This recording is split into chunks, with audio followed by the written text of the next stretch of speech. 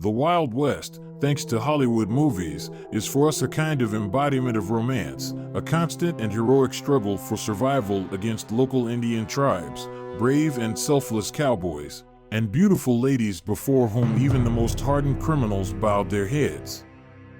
However, in reality, the pictures created by talented filmmakers are often very far from reality. In fact, instead of romance, the Wild West was more of a reflection of a life that today is considered nonsense, with dirty and sometimes horrific traditions and entertainments, cruelty, and ruthlessness. Scalping the enemy, which could earn you money. The local Indian tribes were called Redskins by settlers because of their skin color. Accordingly, a stereotype was formed from ancient times that it was the Indians who attacked settler settlements to rob, kill, and take captives. And of course, the main proof of the valor of an Indian warrior was considered to be the scalp taken from an enemy, often taken while the enemy was still alive. In reality, the initiators of this gruesome process were not the Redskins themselves, but the settlers. Indians were quite culturally advanced, surprisingly cleaner and more hygienic than the white settlers. Moreover, Indian tribes were not as warlike as portrayed in the movies. They preferred to live in peace and harmony, engaging more in trade than in war. As evidence, mixed marriages, such as between a cowboy and an Indian girl or vice versa, were not uncommon at that time. The tradition of scalping the enemy emerged after the emergence of a group of workers known as scalp hunters. To clear certain territories of native tribes, local authorities often began open policies of genocide against the Indians, and to avoid using the army's resources, they hired men, paying them about $25 for each killed Indian. At that time, it was quite good money. So, there was no shortage of volunteers. But how to convince the payers that you killed a dozen Indians? You needed tangible proof. That proof became the scalp taken from the killed. Only after this, with time, did the Indians themselves adopt this tradition, and scalping a slain white person became one of the offerings to local gods. This was particularly evident when troops came to the aid of local settlers to suppress Indian resistance. Then any white person could only feel relatively safe in a fortified fort. Otherwise, they had to sleep with a pistol under their pillow to avoid being scalped in their sleep.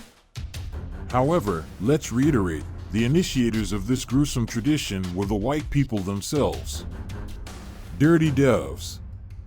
Considering that initially only men went to America in search of fortune, in the 19th century, in the colonies, there was a terrible shortage of women. For example, in 1850, men made up almost 93% of the population in California. However, strangely enough, the rights of respectable women living in official marriages were blatantly non-existent. For example, a woman had no right to own any property. But women of loose morals had such a number of rights and freedoms that respectable women could not even dream of in the first half of the 20th century. And this was explained precisely by the incredible shortage of the fair sex in the settlers' colony. It should be noted that these girls earned quite a lot.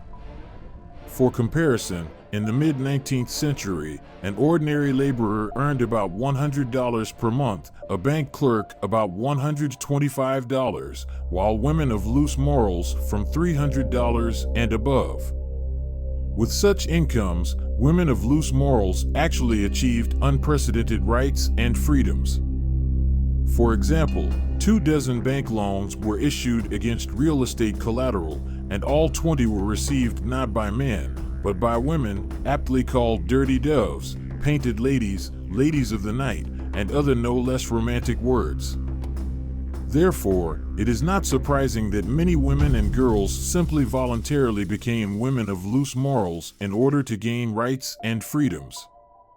The heyday of this profession came in the early and mid-19th century. Later, when the number of women increased, the status of dirty doves sharply declined. They either worked in special establishments or through special people, and their lifespan was quite short. If a girl did not perish at the hands of a client or did not die from diseases or tuberculosis after losing her looks, her owner would throw her out onto the street where the unfortunate woman would die. Crimes and punishments. The level of crime in the Wild West was simply incredible. For example, in California, one person perished for every 72 residents. And the safest state, Oregon, could boast that only one resident out of 208 was killed. Therefore, it's not surprising that farmers, cowboys, or just local residents, not relying on the assistance of the law, which was essentially non-existent, ensured their safety by their own means. In settlements, towns, and forts, either so-called militias were formed, or local residents periodically united to punish criminals. The myth that captured bandits were allegedly escorted to large cities for trial was just that, a myth. Nobody intended to treat criminals with any ceremony at all, and they were typically punished on the spot.